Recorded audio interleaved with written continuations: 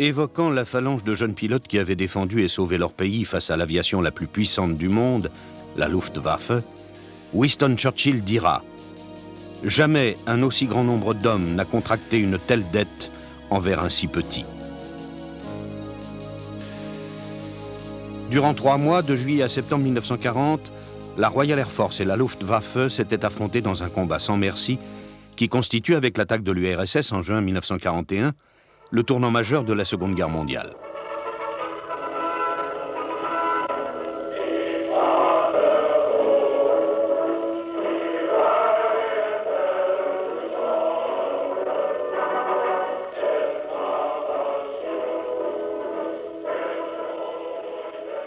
Mais pour comprendre, il faut remonter à quelques semaines en arrière. 10 mai 1940. La Wehrmacht envahit les Pays-Bas, le Luxembourg, la Belgique et la France. Suivant le plan jaune conçu par l'OKW, Oberkommando der Wehrmacht, les divisions blindées de Panzer, les divisions d'infanterie foncent en avant, précédées et soutenues par les parachutistes du général Student et les vagues de chasseurs et de bombardiers de la Luftwaffe. Si Hitler a dû, pour lancer son attaque, attendre que la météo se montre favorable, le beau temps ce jour-là est son allié.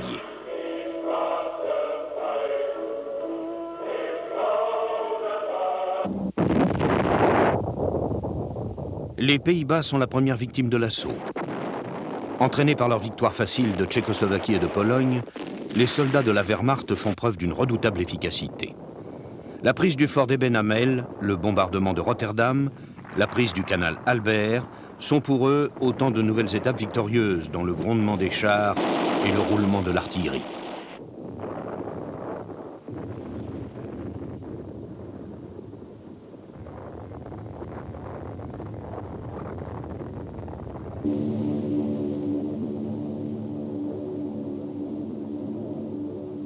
En 5 jours, les Pays-Bas sont à genoux, leur souveraine en fuite. Rotterdam est en ruine. Malgré quelques actions de résistance comme celle de la cavalerie à Hanut et à Gembloux, l'armée française recule.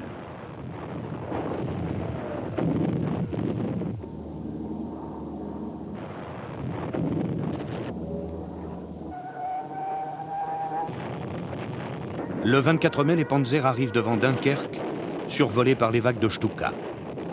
Dans la ville et sur les plages, des centaines de milliers d'hommes espèrent pouvoir être évacués. Des Français, des Belges, mais surtout la majeure partie du corps expéditionnaire anglais, commandé par Lord Gort. Alors que la bataille fait rage, Hitler, à l'étonnement de ses généraux, donne aux blindés l'ordre de stopper, alors qu'ils ne sont plus qu'à 30 km de la mer. Cette décision inespérée va donner aux Britanniques le temps de lancer l'opération Dynamo et d'évacuer plus de 330 000 hommes. C'est au Reichsmarschall Hermann Göring, chef suprême de la Luftwaffe, que les Alliés doivent ce répit. Ivre d'orgueil, l'ancien chef de l'escadrille Richthofen a obtenu du Führer l'autorisation d'anéantir avec ses seuls avions les Britanniques et les Français regroupés sur les plages de Dunkerque. Chasseurs et bombardiers plongent déjà sur le port et la ville en feu. « Je n'en laisserai pas pierre sur pierre », s'est vanté l'imposant maréchal devant les généraux regroupés autour de lui. Mais ces pilotes, pourtant chevronnés par l'expérience acquise en Pologne et bien souvent en Espagne, sont fatigués par les combats incessants des dernières semaines. De l'aveu même d'un as, comme Adolf Galland, la Luftwaffe a subi de sérieuses pertes depuis le début de l'attaque, pertes infligées aussi bien par la RAF, les aviateurs français ou la DCA. Plusieurs squadrons d'interception britanniques sur les 51 que compte alors la Royal Air Force sont stationnés en France. S'y ajoutent plusieurs squadrons de bombardiers. Entre le 26 mai et le 5 juin, ils vont participer, avec les squadrons basés en Angleterre, à la protection de Dynamo.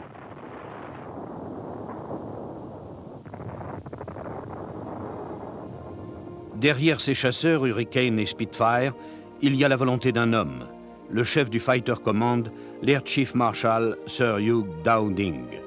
Ancien de l'armée des Indes, pilote en 1914, remarquable skieur, célibataire et écossais, Dowding est alors âgé de 58 ans. Réaliste peu aimé, Dowding va être à la fois l'âme de ses équipages et le rigoureux représentant de la chasse auprès du gouvernement. Tout comme Churchill, il sait que l'Angleterre va se retrouver bientôt isolée face au Troisième Reich et qu'elle va devoir se défendre avec toutes ses forces, encore bien faibles. Il se montre farouchement opposé à l'envoi de nouveaux squadrons en France pour répondre à la demande d'aide que le gouvernement de Paul Reynaud a formulée. Son objectif, conserver le maximum d'avions pour s'opposer à l'assaut inéluctable de la Luftwaffe. Il convainc Churchill, mais doit cependant accepter d'envoyer ses squadrons protéger le réembarquement de Dunkerque. Durant celui-ci, les chasseurs de la RAF effectuent 2739 sorties. 106 avions sont abattus et 5 pilotes sont tués ou faits prisonniers. L'épaisse couche de nuages et de fumée cache le plus souvent le matériel laissé sur place. Plus important que le matériel, il y a les hommes, britanniques, français et leurs alliés, qui représentent aussi et surtout de futurs combattants, y compris pour la RAF, dans les rangs de laquelle figureront des pilotes de plusieurs nationalités, dont les futurs Français libres, mais aussi des Tchèques, des Polonais. Grâce à la protection des chasseurs, à l'action des bombardiers, ces dizaines de milliers de rescapés tirés de l'eau, embarqués sur une noria de bateaux de toute taille et de tout genre, vont pouvoir gagner ou regagner l'Angleterre.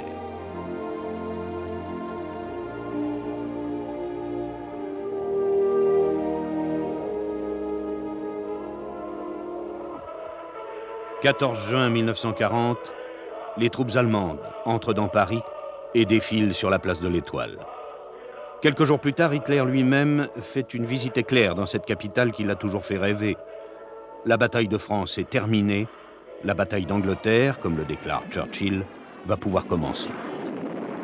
Déjà, les avions allemands attaquent les navires britanniques croisant dans la Manche. Pour le monde qui l'observe, l'Angleterre, seule désormais face à Hitler, ne pourra pas tenir plus de 3 semaines. Ulcéré de voir ses offres de paix refusées par Churchill, Hitler se prépare à envahir l'Angleterre. Il compte pour cela sur la Luftwaffe, dont il visite les escadrilles. Mais il réunit surtout 41 divisions, dont 6 blindés. Au total, 260 000 hommes chargés de mener à bien l'opération Lion de mer ou Otari, qui se met en place sur les côtes françaises à grand renfort d'un impressionnant matériel. La réussite de l'opération repose essentiellement sur la maîtrise de l'air par la Luftwaffe. Celle-ci incluait l'anéantissement du Fighter Command par les 3 flottes aériennes basées en Belgique, en Hollande, en France et en Scandinavie.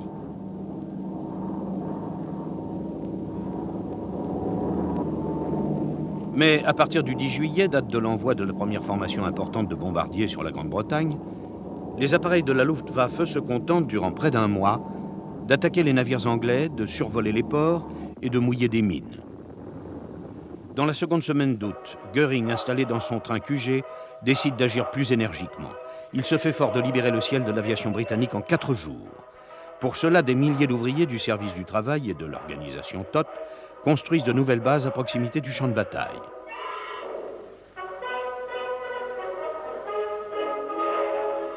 De l'autre côté de la Manche, le peuple britannique attend et se prépare. Il a pu constater les effets de la guerre éclair menée sur le continent par la Wehrmacht.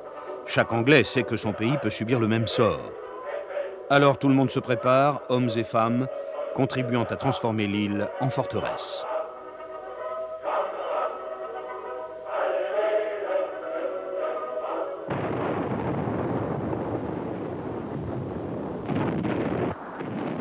Signe tangible de l'état de guerre, les enfants de Londres et des principales villes du sud de l'Angleterre sont évacués vers la campagne. Un certain nombre même est dirigé vers l'étranger, notamment vers les États-Unis.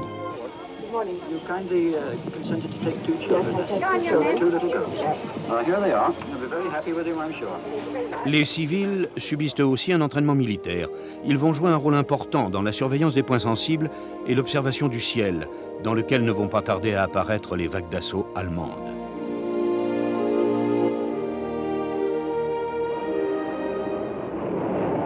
Dowding, de son côté, met en ligne 4 groupements de chasse, les 10e, 11e, 12e et 13e groupes, composés chacun de 13 à 15 squadrons comportant 16 appareils, dont 12 immédiatement opérationnels et 4 en réserve.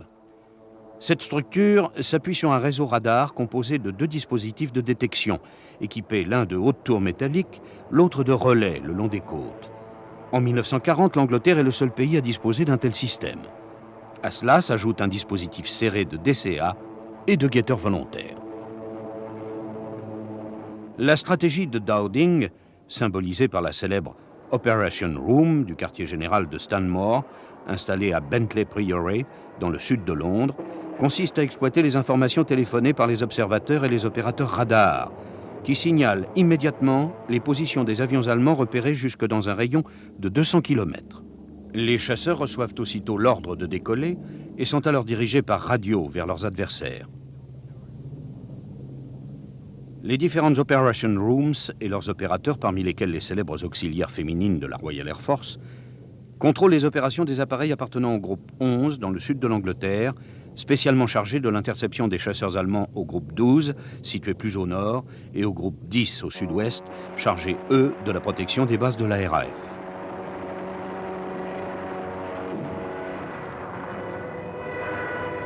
Dès les premiers engagements, il paraît évident que la bataille qui commence va être celle des chasseurs, bien au-delà même des bombardiers. Plus exactement, la bataille d'Angleterre va opposer trois appareils, le Messerschmitt 109 d'une part, le Spitfire et le Hurricane de l'autre. Ayant fait ses preuves dès la guerre d'Espagne, le Messerschmitt 109 va, durant ces mois de combats intenses, être quotidiennement aux prises avec les deux avions les plus célèbres de la Royal Air Force.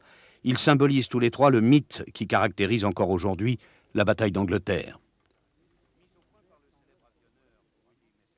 Mis au point par le célèbre avionneur Willy Messerschmitt, le Bf-109, comme on l'appelle couramment, est mis en service en février 1937. Issu du Bf-108, il connaîtra plusieurs versions. C'est le Bf-109E Emile qui sera l'unique chasseur allemand de la bataille d'Angleterre. Équipé d'un moteur Daimler-Benz 601, ce petit monoplace était rapide, maniable, bien armé de deux mitrailleuses MG-17 de 7 mm 9 dans le nez et de deux canons de 20 mm dans les ailes. Il surclasse plusieurs de ses adversaires.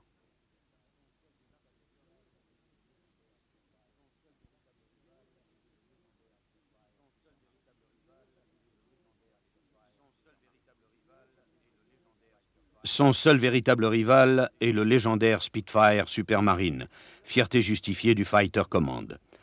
Il est l'œuvre de l'ingénieur R.J. Mitchell, qui le dessina en 1930 et le modifia en 1936, date de la première mise en production. Équipé d'un moteur Merlin 2 ou 3, le célèbre Spit reçoit un armement qui ira de 4 à 8 mitrailleuses suivant les séries, auxquelles s'ajoutent pour les Spit IB 2 canons de 20 mm. Sa capacité à virer plus vite que le Messerschmitt donnera souvent au Spitfire un avantage décisif dans les combats de chiens, les dogfights, qui caractérisent les duels entre chasseurs.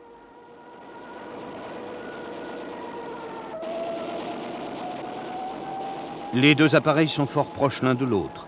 Les trois Bf-109 tombés entre les mains des Français et des Anglais à l'automne et en hiver 1939 permettront aux ingénieurs britanniques de constater leur similitude plus que leur différence.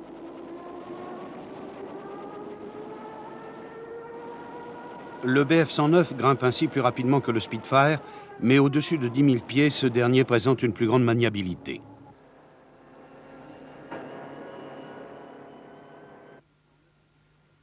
De la même façon, le Messerschmitt 109 pique plus vite, en raison de son moteur à injection, alors que le Spitfire perd de la puissance dès qu'il incline le nez vers le bas, le carburateur coupant le moteur sous l'effet de la gravité.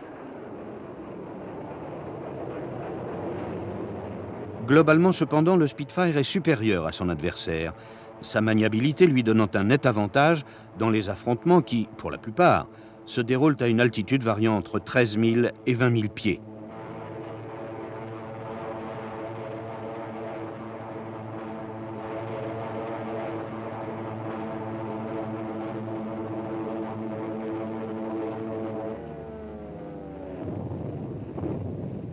Ces deux chasseurs surclassent par leur performance le chasseur bombardier Junker 88, plus connu sous le nom de Stuka, qui, lourd, lent et peu maniable, sera surtout redouté pour ses fantastiques piquets accompagnés d'un hurlement de sirène strident qui terrorise les marins des navires visés. Mais la différence essentielle entre le Bf-109 et le Spitfire sera faite par la faible autonomie du premier, qui, venant du continent pour combattre au-dessus de la Manche ou de l'Angleterre, ne dispose pas de plus de 15 minutes de carburant pendant l'affrontement. Paradoxalement, malgré leurs qualités respectives, ces deux chasseurs laisseront un troisième type d'appareil, le Hawker Hurricane, l'honneur d'être le plus grand tueur de la bataille d'Angleterre. Ses 8 mitrailleuses d'ailes et son moteur Rolls-Royce Merlin II lui permettront d'accomplir des performances remarquables, notamment à l'encontre des bombardiers allemands. Conçu en 1934 par Sidney Cam, le Hurricane sera la véritable cheville ouvrière du Fighter Command et équipera de nombreux squadrons, dont celui du groupe Captain Townsend. Les pilotes des deux camps ont en fait le même état d'esprit. Les Britanniques jeunes et ardents sont pour beaucoup issus de la Volunteer Reserve, composée d'étudiants pour qui voler est avant tout un sport grisant. Ils cultivent leur apparence affectant une certaine décontraction et des fantaisies vestimentaires inséparables d'un courage à toute épreuve. Les pilotes allemands, aussi jeunes, bénéficiaient cependant bien souvent de l'expérience acquise en Pologne et pour les plus anciens en Espagne. Cette expérience, les Britanniques la subiront souvent et ne manqueront pas de la signaler à chaque retour de vol.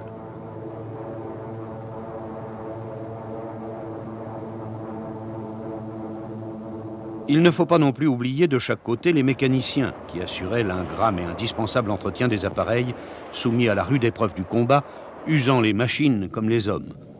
Sur ce plan, une autre différence sépare les adversaires. Tout pilote anglais abattu peut a priori reprendre le combat, alors qu'un pilote allemand tombé à l'eau près des côtes britanniques est immanquablement fait prisonnier.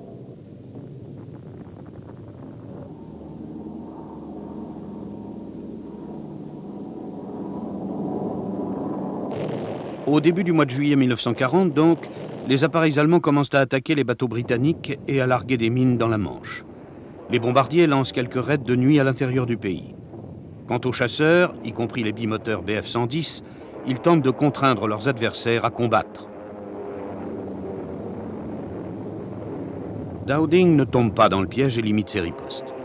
Il entend garder ses quelques 900 chasseurs opérationnels disponibles pour la grande attaque qui, il en est sûr, se déclenchera bientôt. Hitler a en fait commis une lourde erreur en n'attaquant pas en force les navires britanniques transportant les rescapés de Dunkerque. Ses adversaires mettent ce délai à profit pour affiner leur réseau radar, leur système de guet et de DCA, pour entraîner leurs pilotes et accélérer leur production d'avions.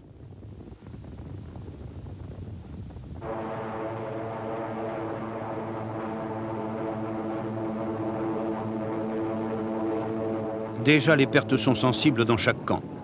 Dès la seconde semaine d'août, les Anglais ont perdu 148 appareils et la Luftwaffe 286, dont 105 Bf-109.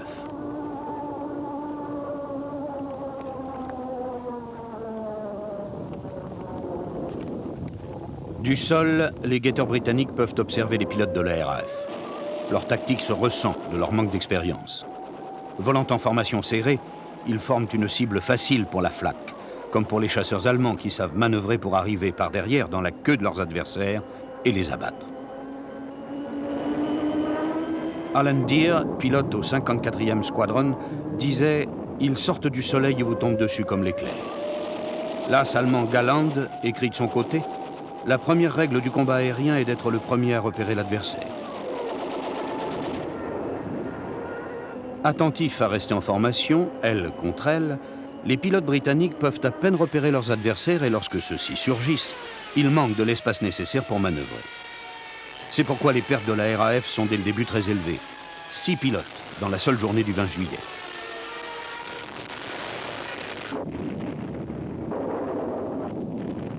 Rapidement d'ailleurs, les mécaniciens de la RAF inventent une parade, en plaçant un blindage derrière le siège des pilotes, ce qui sauvera la vie de beaucoup d'entre eux et leur permettra de regagner leur base sains et saufs, comme celui que l'on voit ici, accueilli par ses camarades, et l'officier de renseignement à qui il raconte son combat. Tirant la leçon qui s'imposait des premiers vides enregistrés dans les squadrons, d'autant plus inquiétant que le manque de pilotes risquait de se faire sentir très vite, le commandement de la RAF modifie très vite tactique et entraînement. Paradoxalement, la manière de voler s'inspire des méthodes de la Luftwaffe et principalement de la formation en 4 doigts, mise au point par le major Werner Mölders, prestigieux commandant de la Jagdgeschwader 51.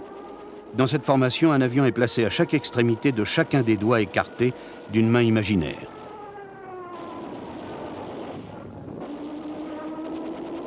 Ces problèmes de tactique sont alors, dans cette phase préliminaire de la bataille, source de conflits entre Dowding et les Air Vice Marshal Park et Lee Mallory. Les deux premiers veulent conserver des formations souples et facilement employables pour la riposte, alors que le troisième est partisan de formations supérieures en nombre à celles des Allemands, appelées grandes ailes. Il en résulte des dissensions d'état-major qui ont des échos jusque dans les escadrilles. L'as anglais Douglas Bader, notamment, est un farouche partisan de la théorie des grandes ailes et voudrait la mettre en application, malgré l'opposition de Dowding et de Parke, qui estiment que l'arrivée d'une importante formation ennemie est connue trop tard pour permettre le rassemblement d'une force de riposte suffisante. Il faut en effet 17 minutes à un squadron pour arriver sur le lieu du combat et 20 autres minutes pour se mettre en formation de grandes ailes avec d'autres squadrons. Ces délais beaucoup trop longs donnent raison à Dowding et à Parke.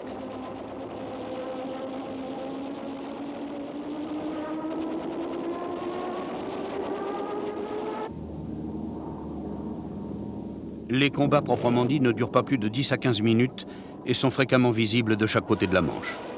Dans chaque camp, les pilotes restent en alerte plus de 12 heures par jour. Certaines formations britanniques, à ce stade de la bataille, effectuent jusqu'à 4 sorties par jour, volant à chaque fois environ 1 heure et demie.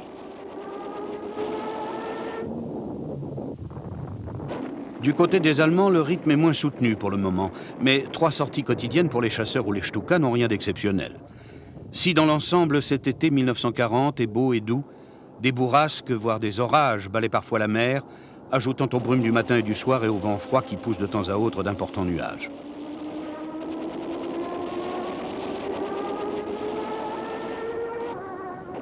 Ces conditions atmosphériques jouent un rôle dans la récupération des pilotes, britanniques ou allemands, tombés à la mer. Cette récupération est d'autant plus essentielle que les pilotes sont plus rares que les appareils. Autant que la morale, l'intérêt commande aux 2 commandements de tout mettre en œuvre pour les repêcher.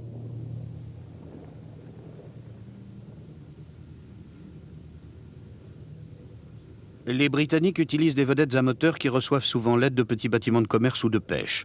Les Allemands, eux, emploient plutôt des hydravions blancs marqués de la Croix-Rouge. Mais après qu'un Spitfire ait abattu un hydravion en plein combat, le ministère de l'Air britannique donne officiellement l'ordre d'abattre tout avion ambulance, avec ou sans identification de la Croix-Rouge, s'il s'aventurait dans la zone de combat. Il s'agit tout autant d'empêcher les Allemands de récupérer trop de pilotes de la Luftwaffe que de capturer ceux de la RAF.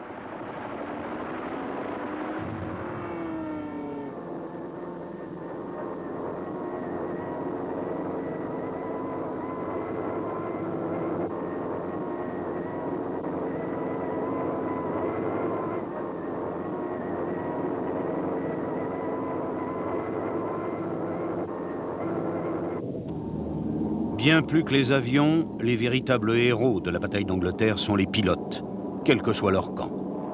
C'est durant cette bataille que la notion d'as va prendre toute son importance et elle ne fera que se développer par la suite. Allemands, Anglais, Français, les as ont en commun la jeunesse, le courage, la témérité même, et un amour du vol qui les pousse à monter dans le ciel et à s'y battre généralement sans haine pour leur adversaire. Seule exception, les Polonais et les Tchèques engagés dans la RAF qui ont des motifs personnels de détester les pilotes de la Luftwaffe. De chaque côté, des pilotes prestigieux deviennent la coqueluche des 2 nations. Werner Mölders, que l'on voit ici rentrer de mission, Adolf Galland, Helmut Wick, Gunther Lutzow, Hans Philipp sont quelques-uns des as allemands. Douglas Bader, Stanford Tuck, Johnny Johnston, Alan Deere, Peter Townsend, Richard Hillary honorent la RAF par leurs exploits, tout comme Klosterman ou Henri Bouquillard, les forces aériennes françaises libres. L'Oberleutnant Max Helmut Ostermann, qui obtiendra 7 victoires pendant la bataille et terminera la guerre avec un palmarès de 100 avions abattus et la croix de chevalier avec feuilles de chêne et épée, décrit ainsi l'un de ses combats au-dessus de la Manche. Par rapport à mes combats en France, j'étais très calme. Je n'essayais pas systématiquement de tirer, mais avant tout de trouver la meilleure position. Le Tommy se dérobait à chaque fois jusqu'au moment où la chance me sourit. Juste au-dessous de moi, je vis un Bf-109 poursuivi à 200 mètres par un Spitfire. Je virais et vins me mettre derrière lui. Maintenant, c'est moi qui me trouvais à 200 mètres dans sa queue. Je restais calme, ne pas faire feu immédiatement. J'augmentais progressivement ma vitesse et m'appliquais à réduire la distance, tout comme le Tommy le faisait avec sa propre cible. Soudain, il tira, et le Messerschmitt dégagea. Au même instant, je pressai le bouton de mes armes, visant calmement. Le Tommy vira à gauche. Mais mes premiers tirs l'avaient touché, et un long panache de fumée grise se dégageait derrière lui. Il tomba dans la mer, tout près de la côte. Une colonne liquide marqua le crash.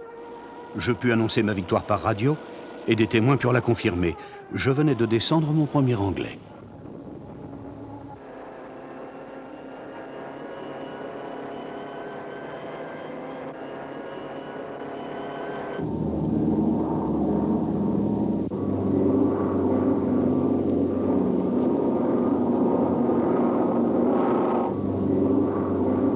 Les pilotes britanniques commencent à subir un rythme d'enfer.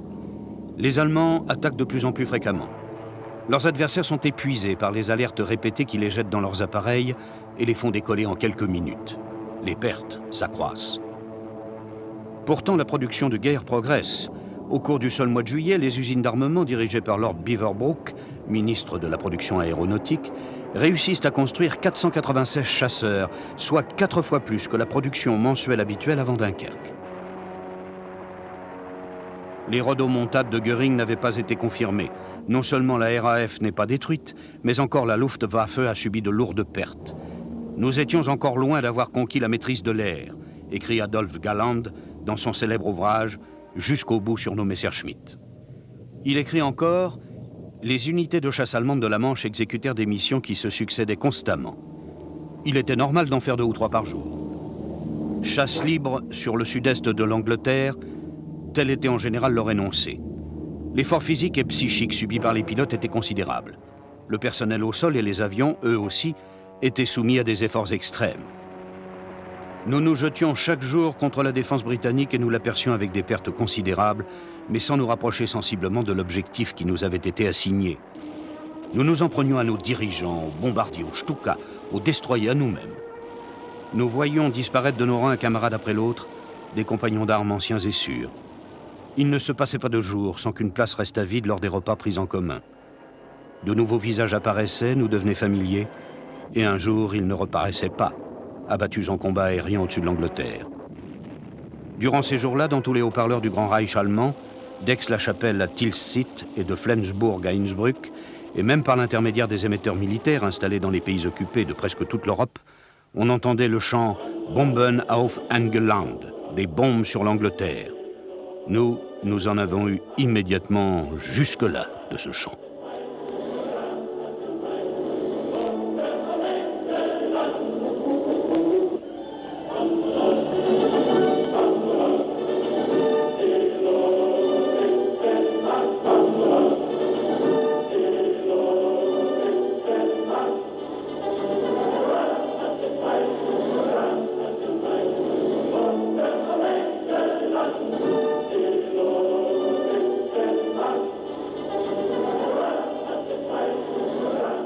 Pendant ce temps, les hommes politiques et la propagande allemande s'attendaient à la montée en puissance de la bataille. Par sa directive numéro 17, Hitler décide de créer les conditions nécessaires à la conquête finale de l'Angleterre. Dès le 5 août, les services de renseignement britanniques sont au courant et le 8, Dowding s'adresse aux membres du Fighter Command. La bataille d'Angleterre va commencer. Membres de la Royal Air Force, le sort de génération est entre vos mains. Sur toutes les bases allemandes, les pilotes consultent les cartes et reçoivent les ordres. Les équipages vérifient chaque détail. Les appareils, chasseurs Messerschmitt 109 et 110, Stuka, bombardier Heinkel 111, Dornier et Junker 88 se préparent à décoller. Ce même 8 août, les combats font rage. Plus de 1000 sorties de part et d'autre. 31 avions allemands et 19 anglais sont abattus. Mais ce n'est rien en prévision de l'assaut final, dont le nom de code est Adler Tag, le jour de l'aigle. Sa date est fixée au 13 août. Dès le 12, les bombardiers de la Luftwaffe pilonnent les ports anglais, les aérodromes de la côte et les stations radars afin de désorganiser les défenses britanniques. Malgré les coups au but à Douvres, à Rye, à Pevensey notamment, le système radar n'est pas trop gravement touché et les operation rooms des différents secteurs, bien que perturbés par ces attaques en masse, continuent à diriger les escadrilles de la RAF vers les agresseurs.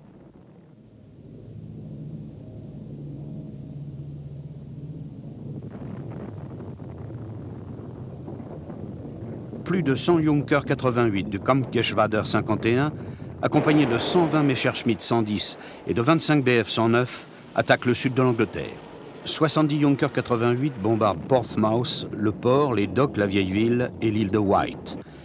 Ils y détruisent la station radar de Ventnor, dont le rôle de protection est primordial. À Manson, les dorniers du Kampfgeschwader 2 anéantissent sous leurs bombes la base du 65e Squadron de Spitfire.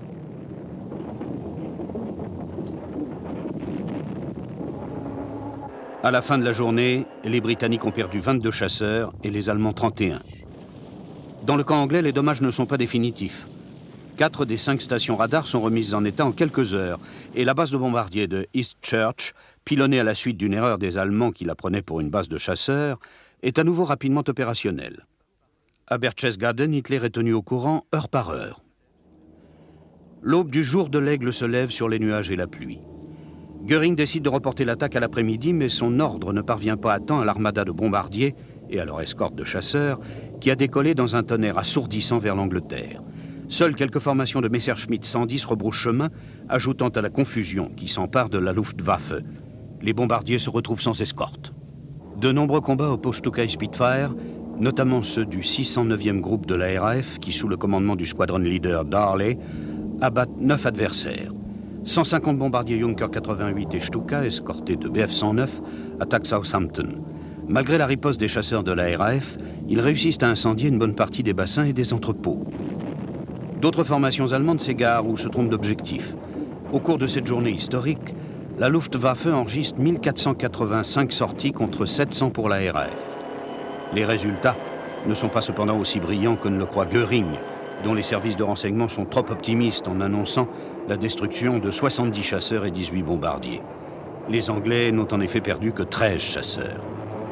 La Luftwaffe, par contre, déplore la perte effective de 11 chasseurs et de 23 bombardiers. Très vite, cependant, le commandement de la Luftwaffe se rend compte que le système radar des Britanniques est intact. Pour Göring, sa destruction définitive devient prioritaire.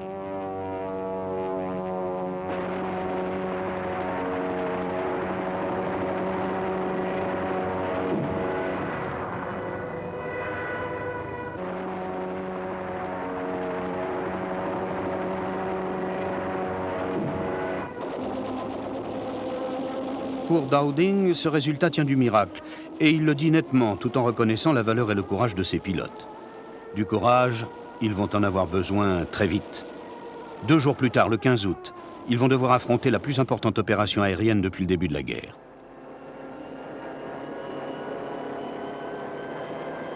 Ce jour-là, le général Stumpf, commandant de la 5e flotte aérienne basée en Norvège et au Danemark, reçoit l'ordre de jeter dans la bataille ses hydravions Heinkel 115 et 72 bombardiers Heinkel 111.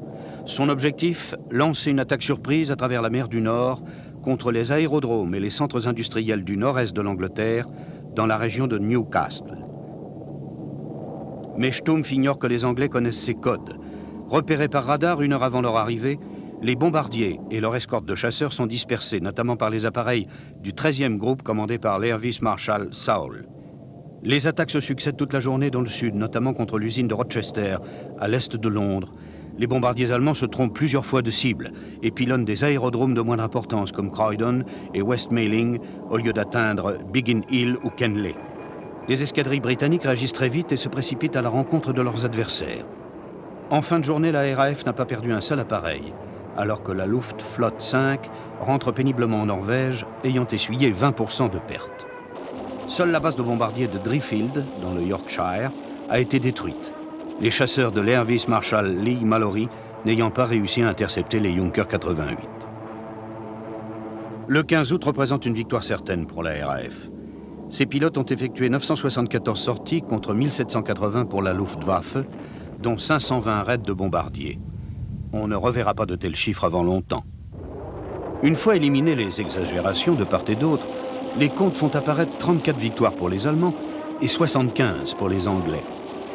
Malgré cela, la situation est préoccupante pour ces derniers. Hangars incendiés, pistes criblées de cratères de bombes, non seulement sur les côtes, mais à l'intérieur du pays.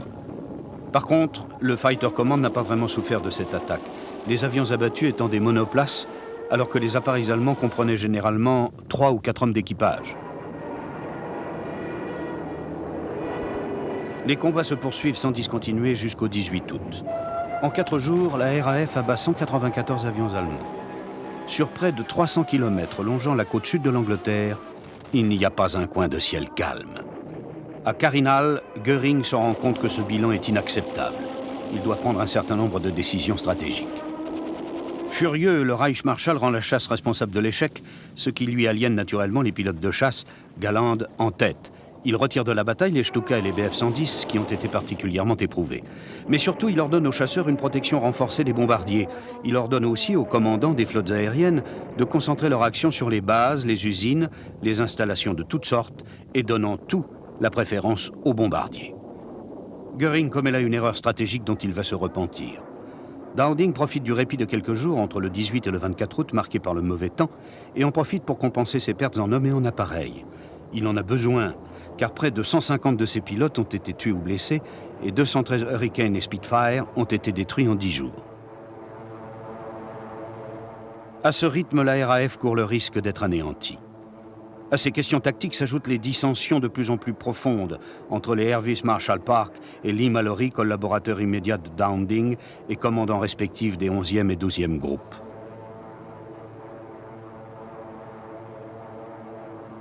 La nouvelle tactique du Fighter Command consiste à laisser les formations allemandes s'enfoncer à l'intérieur du territoire afin de les attaquer lorsqu'elles seront le plus éloignées de leur base. Ceci répond aux décisions du commandement de la Luftwaffe qui décide d'envoyer des petites formations de bombardiers bien protégés par les chasseurs qui, en outre, balaient le ciel en chasse libre en avant du dispositif.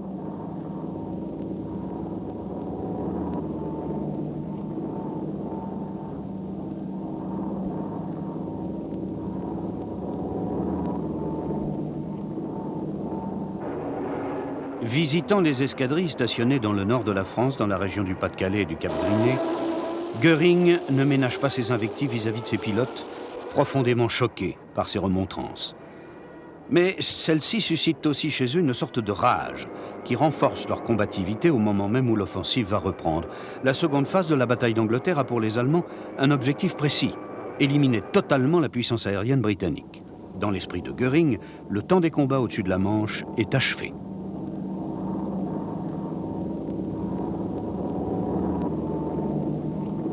Samedi 24 août.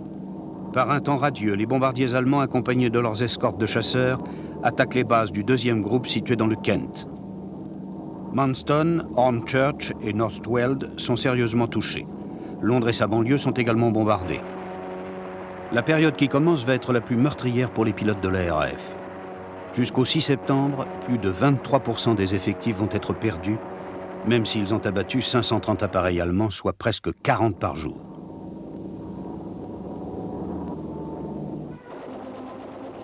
La plupart des tués sont des pilotes expérimentés. Pour les remplacer, on fait appel à 260 pilotes nouvellement formés ou venant du Bomber ou du Coastal Command, reconvertis en toute hâte en pilotes de chasse. Leur espérance de vie ne dépasse pas une vingtaine d'heures de combat et beaucoup vont mourir dès les premières minutes de leur engagement. L'hémorragie est la même du côté des Allemands, près de 15% des pilotes disparaissent.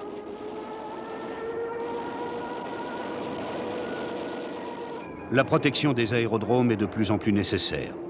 Park et Dowding, malgré tout, persistent dans leur opposition à la stratégie des grandes ailes prônée par Lee Mallory. Park finit par exiger l'aide du commandant du 11e groupe qui s'incline à contre-cœur, mais dont les avions ne parviennent pas, le 31 août, à empêcher le bombardement de la plupart des bases sud de l'Angleterre, dont les installations et les hangars sont anéantis, les câbles sectionnés, les avions détruits et le personnel tué. L'aérodrome névralgique de Biggin Hill est mis provisoirement hors de combat.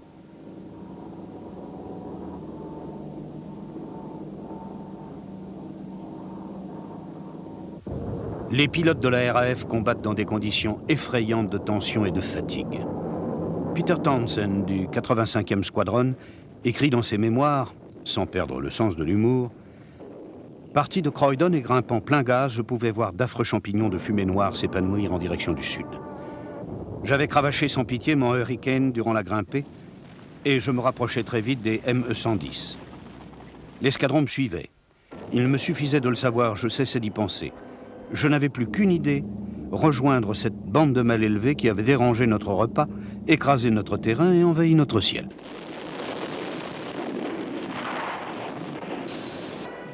Les hommes sont épuisés, ne prenant que quelques instants de repos entre deux alertes.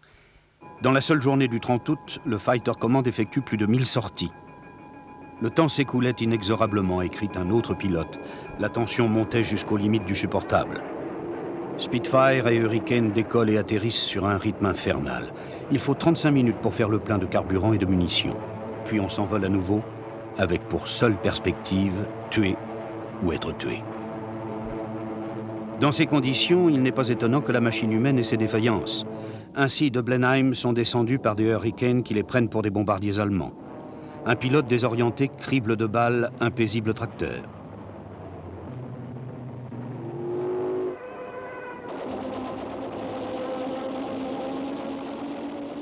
Au soir du 31 août, le Fighter Command compte 39 appareils abattus et 14 pilotes tués ou disparus. C'est le plus lourd bilan enregistré en une seule journée par la RAF. Si des rangées d'appareils tout neufs s'alignent sur les terrains en remplacement de ceux qui ont été abattus, les pilotes, eux, manquent de plus en plus. Le commandement n'a même plus le temps d'entraîner les jeunes hommes qui arrivent dans les escadrilles sans aucune pratique de vol. Paradoxalement, le Fighter Command va trouver un soutien de poids dans le Bomber Command, dont les pilotes, écrémés par les transferts vers la chasse, vont jouer un rôle important dans les semaines à venir et appuyer le changement de stratégie.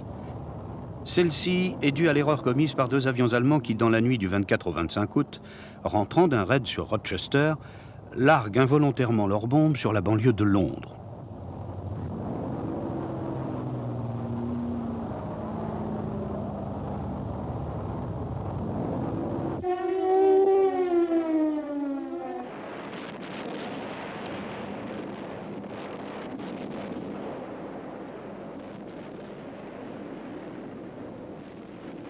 En représailles, le Bomber Command envoie 80 appareils détruire l'usine Siemens-Halkes à Berlin. Ils ne trouvent pas leur objectif et lâchent leurs bombes sur Berlin. Le cours de la bataille d'Angleterre va en être changé. Le 4 septembre, furieux, Hitler ordonne le bombardement systématique de Londres.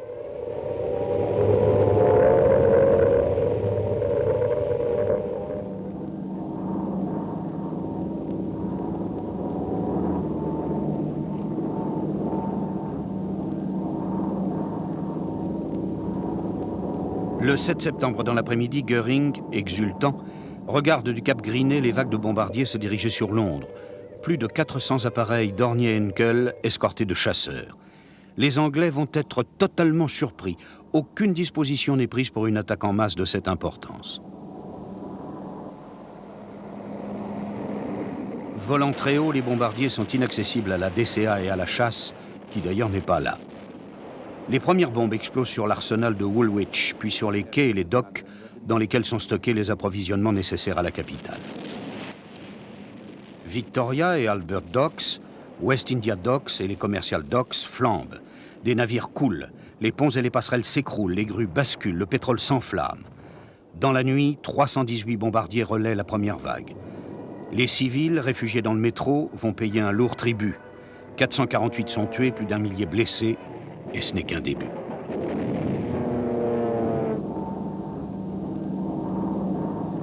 La ville est un immense brasier qui s'éclaire d'elle-même et facilite le travail des bombardiers allemands.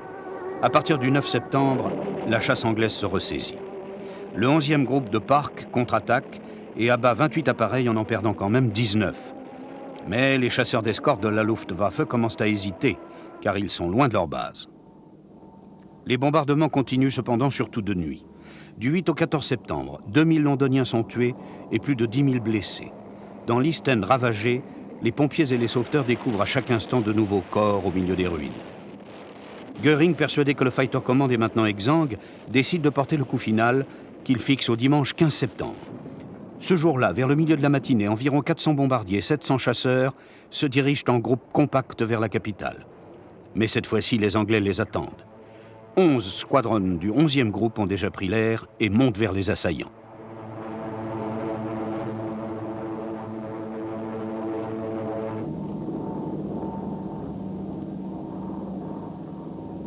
Près de 22 escadrilles, soit 300 avions, vont engager le combat.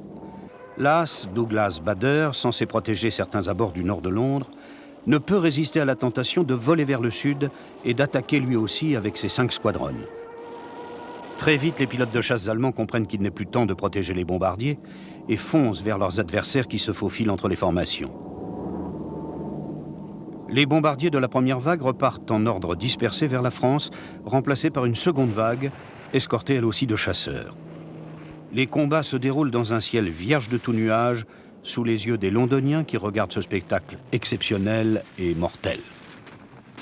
La seconde formation allemande n'a pas plus de succès que la première. Elle est notamment attaquée par Bader et 8 autres squadrons des 11e et 12e groupes. Les chasseurs allemands sont à bout d'autonomie et les bombardiers, démoralisés, larguent leurs bombes et prennent la fuite. Au crépuscule, la RAF et l'Angleterre exultent.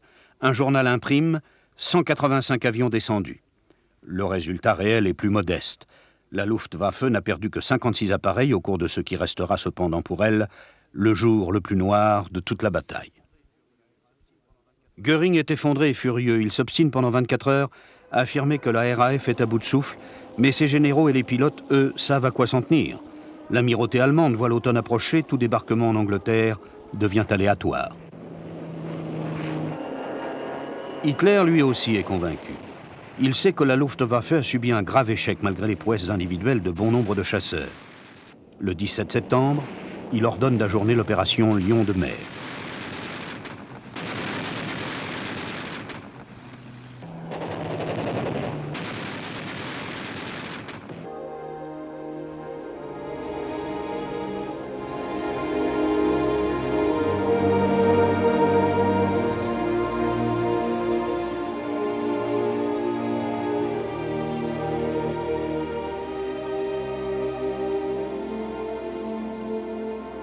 Pendant 3 mois encore, la Luftwaffe poursuit ses bombardements sur Londres et le sud de l'Angleterre, causant de nombreux dégâts.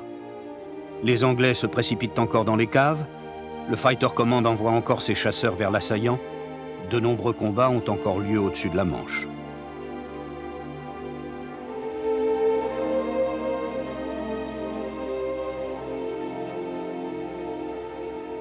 Mais la bataille d'Angleterre est réellement terminée.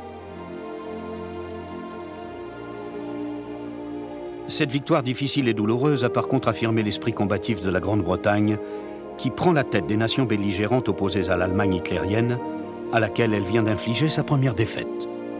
Les pays occupés, ou qu'ils seront plus tard, ne soupçonnent pas encore le sort qui leur est réservé. Mais la bataille d'Angleterre leur prouve que l'armée allemande n'est pas invincible, même si celle-ci va encore remporter de nombreuses victoires. German homeland, that war is not all loot and triumph. We shall aid and stir the people of every conquered country to resistance and revolt. And if driven to desperate hazards, he attempts the invasion of the British Isles, as well he may. We shall not flinch from the supreme trial. Lift up your hearts. All will come right out of the depths of sorrow and of sacrifice. Will be born again the glory of mankind.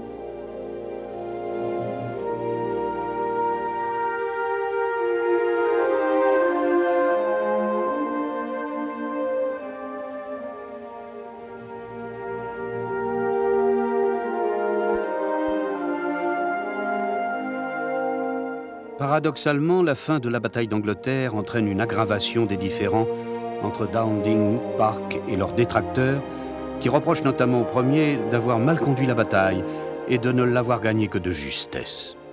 La polémique s'enfle, opposant surtout Dowding et Lee-Mallory. Elle fera rage jusqu'à la fin de la guerre. Pour Dowding, la conclusion sera rapide. Le 16 novembre 1940, il devra, sur un simple coup de téléphone, remettre son commandement et sera remplacé par Sholto Douglas. Parke sera relevé par Lee-Mallory, le théoricien de la stratégie des grandes ailes.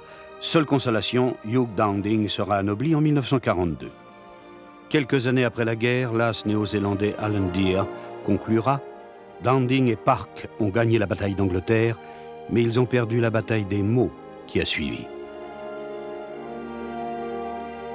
The British Empire and its Commonwealth last for 1,000 years, men will still say, this was their finest hour.